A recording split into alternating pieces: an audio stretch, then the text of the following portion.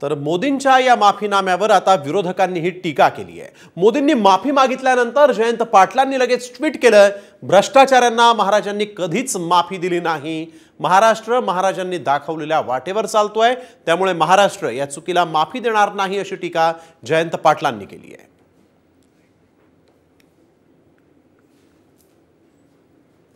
आता सगळेच माफी मागतील, कारण समोर निवडणूक आहे।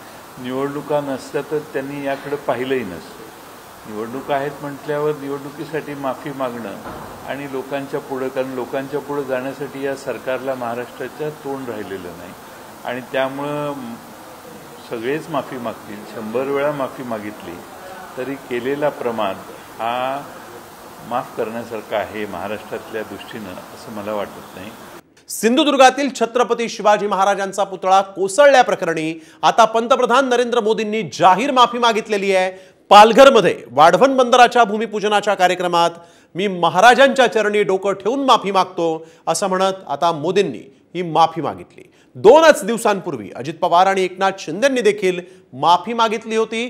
4 डिसेंबर 2023 रोजी मोदींच्या हस्तेच या पुतळ्याचं उद्घाटन करण्यात आलं होतं, जो पुतळा 8 महिन्यातच कोसळला आणि त्यानंतर आता पंतप्रधान नरेंद्र मोदींनी महाराष्ट्रात येऊन माफी मागितलेली आहे।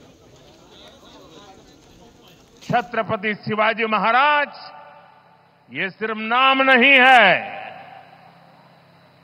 हमारे लिए छत्रपति शिवाजी महाराज ये सिर्फ राजा महाराजा राजपुरुष मात्र नहीं है, हमारे लिए छत्रपति शिवाजी महाराज आराध्य देव है।